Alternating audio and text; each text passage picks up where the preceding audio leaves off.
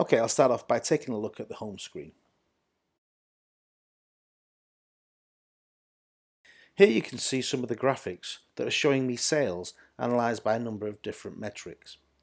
We have sales by location, by division, by advisor, and also by product. Aqilla allows us to capture information when we post a transaction.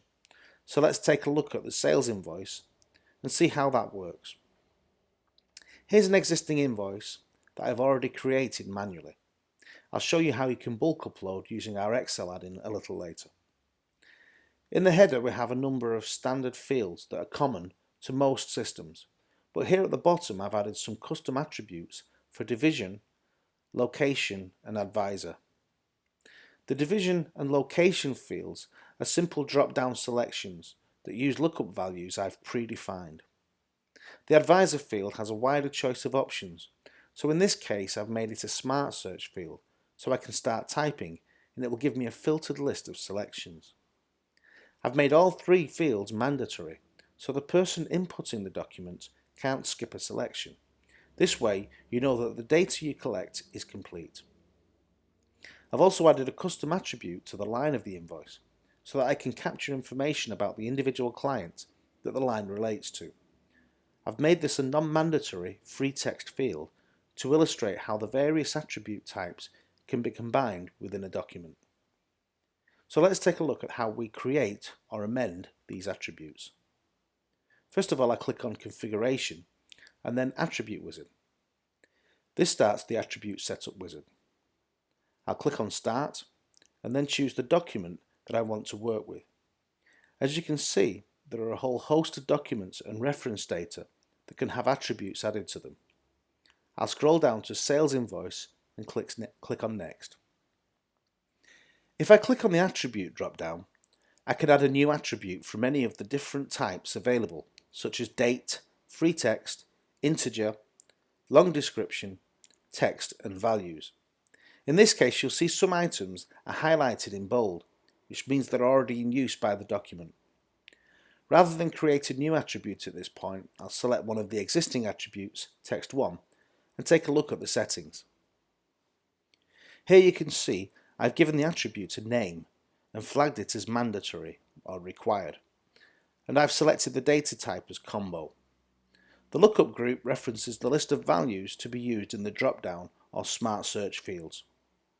So from here I can create new, make modifications or remove the existing field. I'm happy with the existing settings for this attribute, so let's go to the next step. This is where I map my attribute to the general ledger. By doing this, the attribute becomes a field by which I can aggregate data. So in the attribute box, I make sure I have the correct attribute selected and the correct name.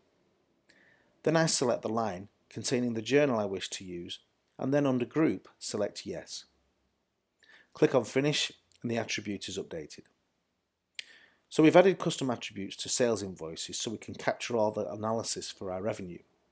Let's take a look at a simple report and see how this works.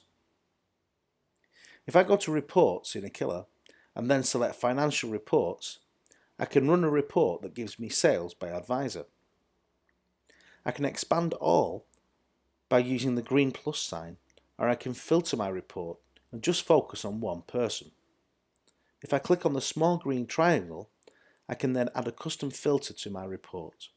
So for advisor, I'll select the equals operator, and in the following field I'll enter Derek Brown.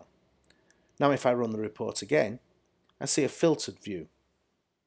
Now when I click on the green plus sign, it shows me a breakdown of Derek's sales by product category. Here I've created three separate general ledger codes, one for each product category: investments, mortgages and pensions, and each of these is linked to the sales account category. However, you can have nested categories within Aqilla as well, so I could have subdivided my sales further, for example between direct and indirect sales. This illustrates how the general ledger can also provide analysis in addition to the custom attributes. So we've set up our attributes to capture the information for each invoice, but the chances are you'll want to import the information via CSV or automatically from another system using our API. So let's take a look at how we can quickly import documents using the Excel add-in. Here I've prepared an Excel workbook with various sheets that I'll use to upload information to Aqilla. I've already established a connection with my Aqilla instance and selected the relevant ledger within Aqilla. Now I'll show you how we download document labels and import transactions. In a new tab, I'll click on cell A1 and then click on Add-ins, Aqilla, Documents, Sales Invoice Product, Get Column Labels of Sales Invoice Product. I'll quickly resize the columns to ease reading, and here we see the labels for both the header and line details of the sales invoice documents, complete with the custom attributes I created. To save time, I've already prepared an upload sheet and populated it with some sample data. In this example, each invoice is a single line invoice. I've added the document date, customer code, location, division and advisor. I've also added the item code from our list of products as well as the sales price. I've also added some names to the client attribute. Now I select all the rows I wish to import and then click on Add-ins, Aqilla, Documents, Sales Invoice Product, Add Sales Invoice Product. You'll see the reference column is updated automatically with sequential reference numbers from Aqilla. However, these can be replaced with custom references.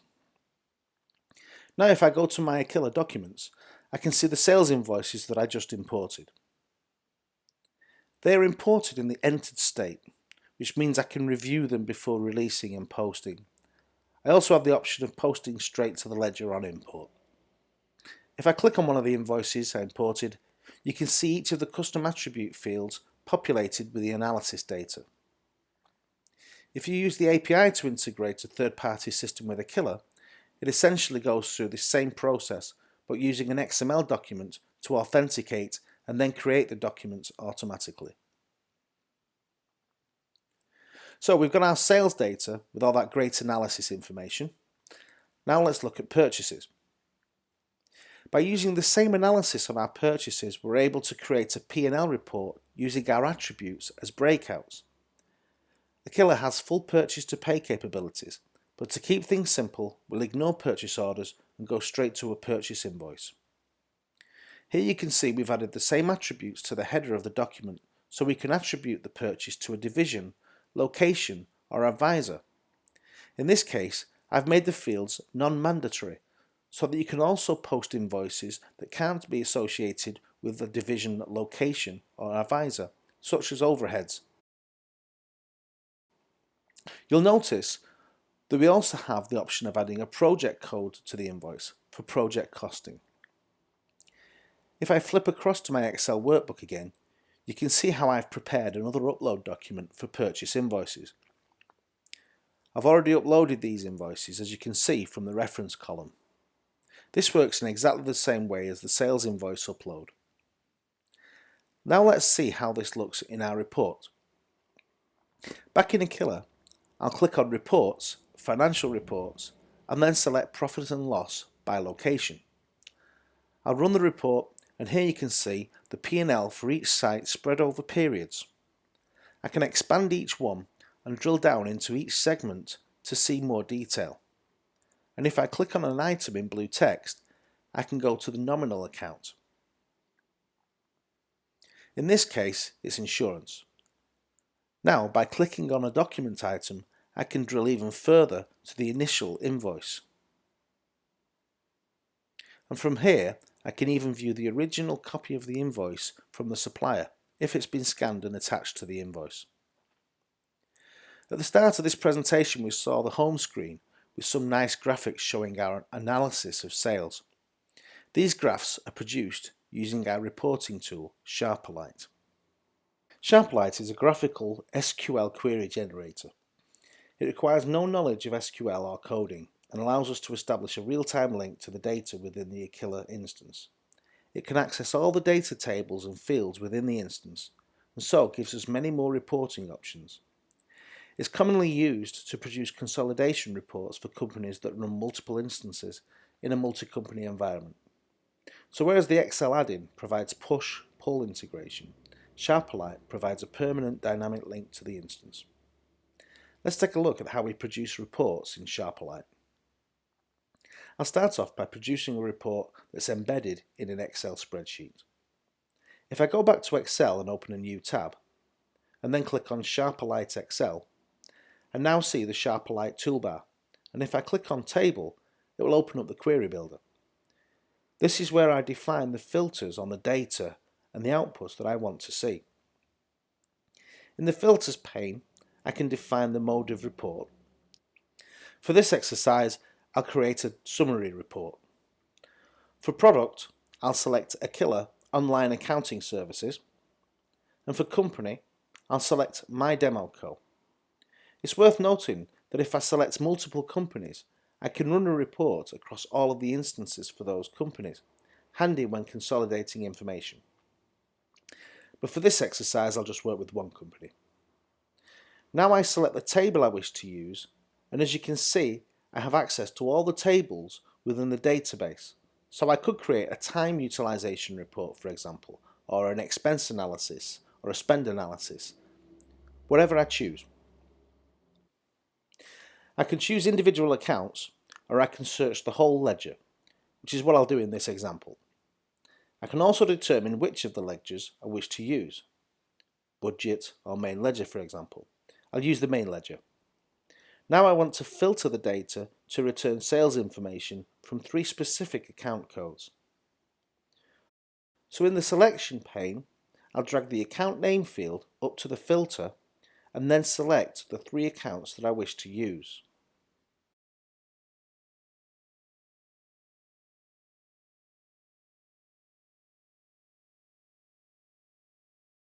Now I'll drag the account name across to the Outputs pane and do the same with the base value.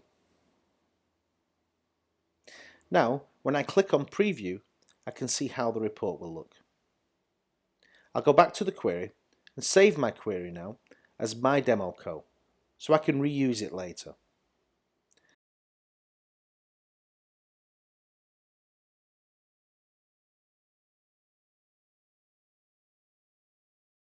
Now, if I click on OK, I can see the simple report embedded in my spreadsheet. I could add more accounts to my filter in the Query Builder, and the table would redraw automatically. Okay, so now I'll take the simple query that I created and show you how we can create a chart that can be output to a web page. I'll open Publisher, then I'll create a new project and call it My Demo Co. Now I'll edit the query, and instead of starting from scratch, I'll import the query I just saved. Now I'll click on OK and return to the project settings. The various tabs allow me to define the settings for each type of output that Publisher generates. Before we look at one, I'll click on the Links tab and copy the chart URL and paste it into a new browser tab. Here you'll see the report formatted as a bar chart. Now if I go back to Publisher and click on the Chart tab, I can define the output options for my graph. I'll click on the chart type and from the drop-down list select Donut. I'll apply my changes and then go back to my browser and hit refresh. The chart should now redraw as a donut chart. I can then take that URL and add it to a gadget in Aqilla and have it appear on my home screen, which is exactly how I've created the gadgets that I showed you at the start of the presentation.